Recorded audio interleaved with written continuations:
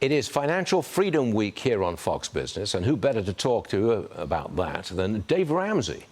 Dave built his business from the ground up, and he recently released a new book on the topic, and Dave Ramsey, who I've known for 20 years, joins me now.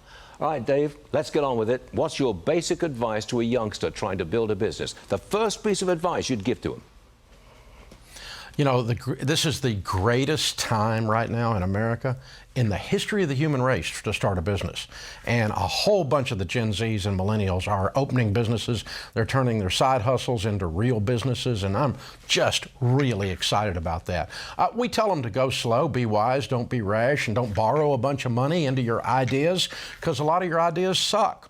A lot of my ideas have sucked. I'm convinced that about 90% of what we've tried at Ramsey over the last 30 years sucked, and about 10% worked, and you don't know in the morning when you're on the walking trail which one it is.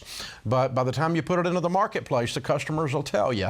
And if you borrow a bunch of money into it, you end up paying payments on stuff you threw in the dumpster. Don't borrow. I'll get more into that a bit later on. But what's the best investment a young business owner can make early on in the game? To start moving from what we call the treadmill stage, which is what I started in and everyone starts in, where you're the CEO, the Chief Everything Officer. You're responsible for revenue.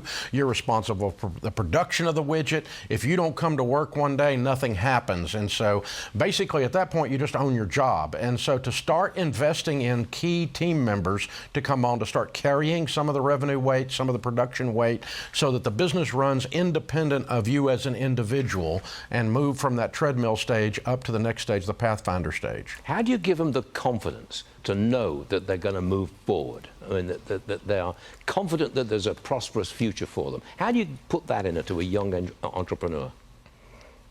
Well, again, if you think like the tortoise instead of the hare, you can see prosperity very clearly because you're moving real slow, real steady. You're not ADD. You're not running around all over the place and out of control. You just got a real steady process. And even if you make a mistake, it's a small one because we're not magnifying the mistake with borrowed money. And we're just step by step by step going into the marketplace.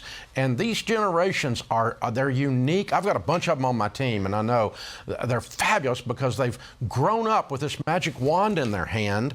And so they know about iterating. They know about changing and developing a product line because they've grown up with that mindset. And so they're uniquely qualified to run a business right now. It's a fabulous time.